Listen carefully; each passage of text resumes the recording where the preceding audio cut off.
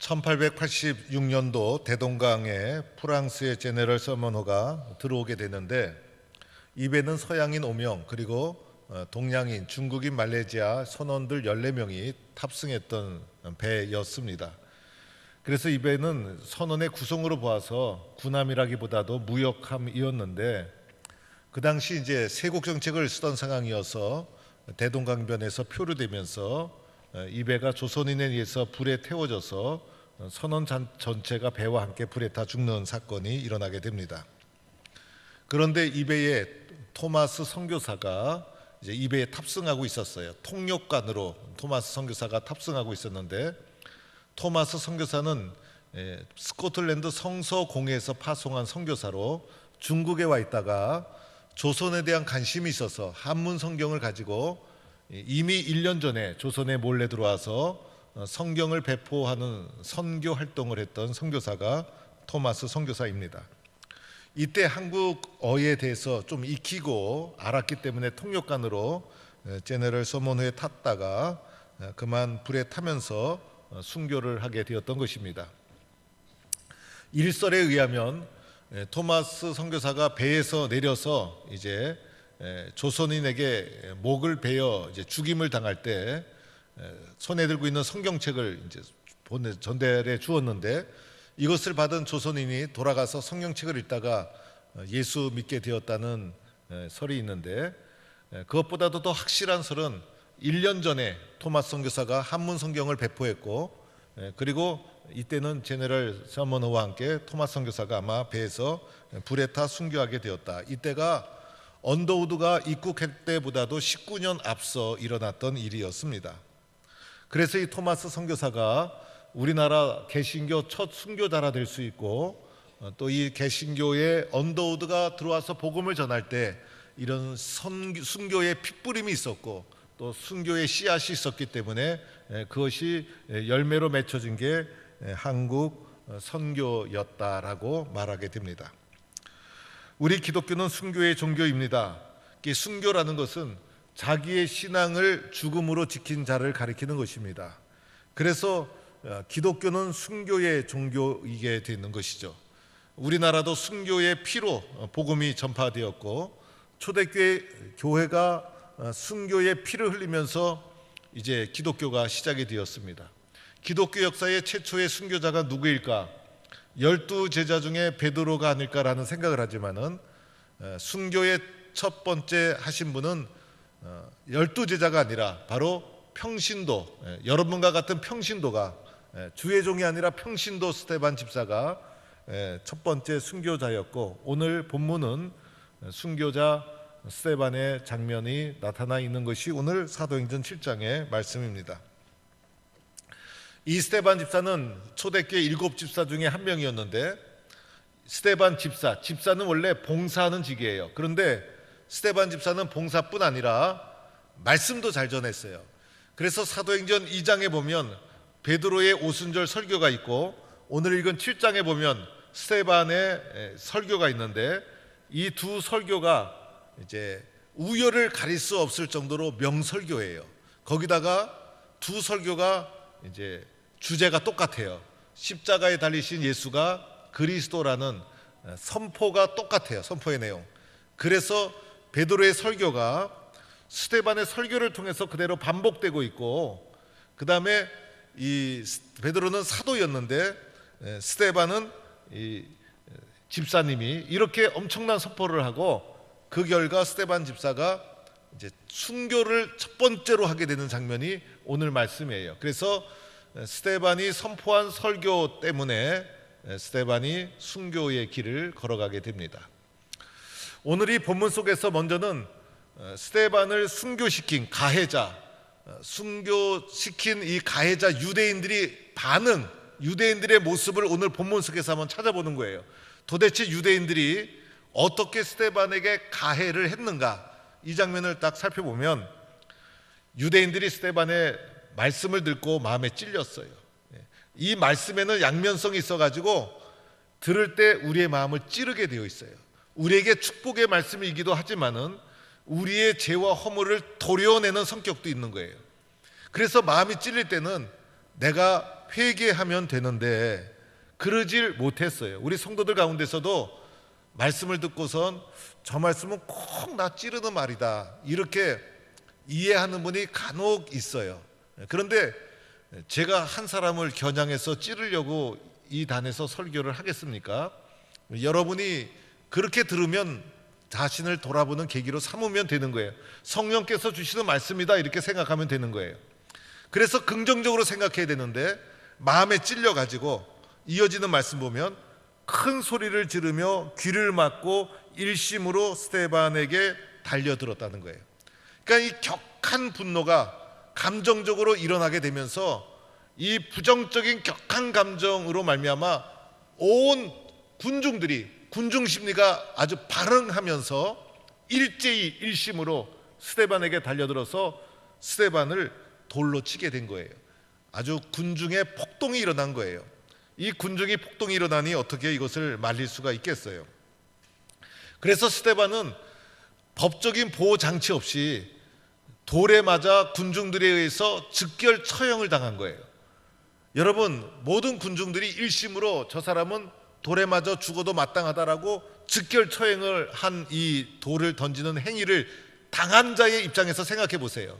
그리고 이것을 가해하는 자가 어떤 심정이었을까? 가해하는 자는 당연히 돌에 맞아 죽어 마땅한 사람 같지도 않은 인간이라 본 거예요. 이렇게 기가 막힌 억울함과 무자비함과 그리고 부끄러운 모습으로 세상적으로 보면 아주 불행한 모습으로 스데반이 그만 숨을 거두게 되는 것이죠. 이렇게 스데반이 세상으로부터 엄청난 이런 공격을 받으면서 순교하게 되었다. 이것이 스데반을 공격한 가해자들의 모습이었다라고 할 수가 있어요. 그러면 이러한 공격을 받은 스데반의 태도는 어떠했는가? 이런 공격을 받을 때 사람인지라 억울하고 분통이 터지고 그럴 수 있잖아요. 그런데 이것을 받는 스데반의 모습이 어떠했는가를 오늘 또 살펴보니까 스데반은 이러했어요. 성령이 충만했다. 그러니까 스데반은 하나님의 말씀과 영으로 충만한 거예요. 그래서 자기를 공격하는 군중들, 돌을 던지는 무리들을 보지 않고 성령이 충만해서 악한 세력이 들어갈 틈이 없었어요. 우리도 교회 나와서 예배 드릴 때 성령 충만하고 말씀 드릴 때도 성령 충만하고 교회를 섬길 때도 성령 충만한 성도가 되기를 바랍니다. 그런데 동시에 오늘 여기가 어디입니까? 자기를 가해하는 사람들 앞에서도 성령 충만했다는 거예요. 그러니까 세상에 나가서 복음을 전하다가 공격받고 돌에 맞고 그러함에도 불구하고 스데반이 성령 충만한 거예요. 그러면 이길 사람이 어디 있겠어요? 그리고 스데반이 한 것이 뭐였냐면 하늘을 우러러 주목하여 예수께서 하나님 우편에 서신 것을 보았다. 하늘을 쳐다봤어요. 나를 공격하는 사람들, 나에게 돌을 던지는 사람들, 나에게 밀려오는 문제를 보지 않고, 여러분 사람 보고 문제 보면 쓰러지잖아요. 그걸 보지 않고 그것에서 눈을 들어 하늘을 우러러 보면서 요즘 하늘 보면 얼마나 하늘이 아름다워요. 야, 하늘 참 좋다. 아름다운 것만 보지 않고 하늘을 우러러 보면서 하늘을 지으신 하나님을 본 거예요. 그래서 하나님 우편에 쓰신 예수를 보았다. 이것이 하늘을 바라본 이 스데반의 체험이었어요. 스데반의 자세와 태도. 그래서 성경에 나와 있잖아요. 히브리서 12장에 예수를 바라보라. 골로새서 위의 것을 찾으라. 그래서 이 세상의 문제 앞에서 눈을 들어 하늘을 바라보면서 성령 충만해서 하나님을 바라본 것이 이 스데반의 자세요 태도였다는 것입니다. 우리 성도들도 스데반과 같은 성령 충만한 모습으로 예수를 바라보는 성도가 되기를 축원합니다. 그러면 어떤 어려움 속에서도 이길 수 있는 거예요. 또 하나는 이때 스데반이 순교하면서 한 말이 있어요. 그죠? 돌에 맞으면서 도대체 무슨 말을 했나? 죽어가면서 무슨 말을 했나? 말을 살펴보니까 말이 세 가지가 나와요. 첫째는 이런 말을 했어요. 56절에 보라 하늘이 열리고 인자가 하나님 우편에 서신 것을 보노라. 하늘을 바라보면서 자신이 본 것을 그대로 증언하고 있어요. 말로 그대로 본 대로 증언하고 있어요. 그래서 스데반은 순교하는 자리에서 돌에 맞으면서 성령 충만해서 자기에게 성난 얼굴로 다가오는 군중들을 보노라 하지 않고, 나에게 날아오는 돌을 보노라 하지 않고 누굴 봤어요? 예수 그리스도를 바라보았던 거예요. 성령 충만해서 어떤 고난, 환경, 시련 속에서도 살아계신 하나님을 우러러 바라보았던 거예요. 우리도 이러한 성도가 되기를 축원합니다. 두 번째로는 스데반이 또 이렇게도 말합니다. 주 예수여 내 영혼을 받으시옵소서. 돌에 맞으면서 한 말이 아야 비명 지른 것도 아니고 누구야 하고 사람 찾은 것도 아니고 뭐라고 했습니까? 주 예수여, 세상으로부터 고난을 당하면서도 주 예수여 내 영혼을 받으시옵소서. 자기가 죽게 된 걸 알았던 거예요. 그런데 자기의 영혼을 예수님께 맡긴 거예요. 세상에서 시련을 당하고 고난을 당해도 내 영혼을 주 예수께 맡길 수 있는 사람은 복된 사람이에요. 돌에 맞으면서 주 예수여 이렇게 부르짖었던 거예요. 이게 지금 돌에 맞아 죽는 무자비한 현장이에요. 요즘은 이렇게 야만적으로 안 해요. 요즘은 사람에 대한 인권이 많이 상승해서 죄를 지어도 판결이 나기 전까지 무죄 추정의 원리, 그죠? 법칙, 무죄일 가능성도 있다는 것을 염두에 두고 그 사람의 인권을 지켜주려고 하죠. 전쟁터에 나가서도 이제 포로가 무기를 버리고 두 손 들고 무장해제하면 그거 쏘면 안 되는 거예요. 옛날에는 얼마나 무자비했어요. 오늘이 돌을 던지는 것은 즉결 처형인데 이런 건 있을 수가 없는 일인데 이 당시는 그랬어요. 즉결 처형의 대상은 인간이 아니라는 거예요. 어느 나라 보니까요, 요즘 이 세상에도 회초리형이 살아있는 나라가 있더라고요. 우리나라는 교육용으로도 회초리가 사라졌어요. 그래서 우리나라는 죄를 지면 판결받아서 감옥에 가든지 이런데, 그 나라는 죄를 지면 회초리로 이게 벌을 한대요.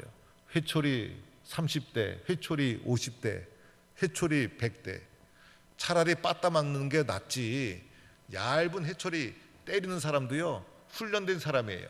이 사람이 회초리를 착 때리면 한 대만 맞아도 죽을 지경이에요. 그래서 그 회초리형을 맞으면 결과가 좋대요. 범죄율이 줄어든대요. 감옥에 가는 것보다 범죄율이 줄어든대요. 참 사람의 심리가 그렇죠. 그래서 우리나라도 회초리형이 있으면 아마 성도님들 중에 뭔가 잘못해가지고 이제 회초리형이 맞을 것 같으면 주일날 병원 갈 때만 기도받는 것이 아니라, 목사님 이번 주에 제가 회초리형을 받는데 안 아프게 해주세요, 기도 좀 해주세요, 그런 분이 나타나지 않을까 싶은데 그런 일은 없어야 되겠죠. 그런데 이 돌을 던지는 상황 속에서도 내 영혼을 아버지 받으시옵소서 이렇게 기도했던 것이 스데반 집사였다는 거예요. 스데반 집사가 세 번째로 한 것이 뭐였나 하면, 주여 이 죄를 그들에게 돌리지 마옵소서.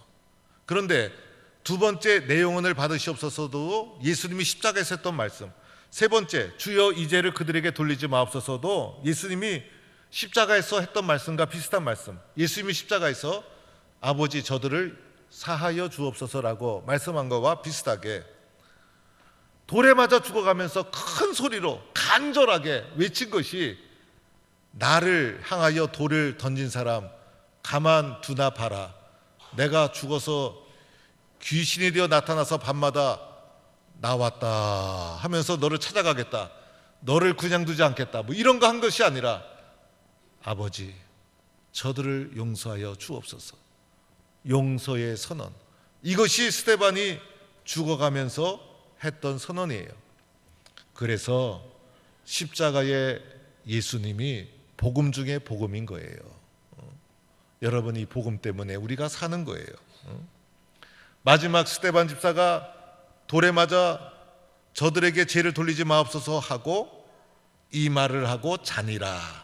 마지막 표현도 기가 막히죠. 자니라.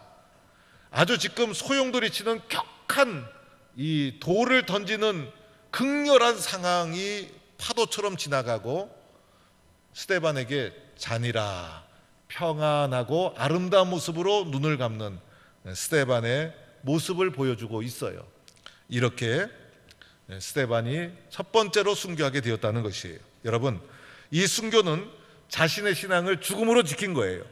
그래서 세상으로 보게 되면 순교하는 순간, 돌에 맞아 죽는 순간 세상에서 봤을 때는 실패자여 죽은 자지만은 순교자는 죽음으로 실패를 승리로 바꾼 사람이에요.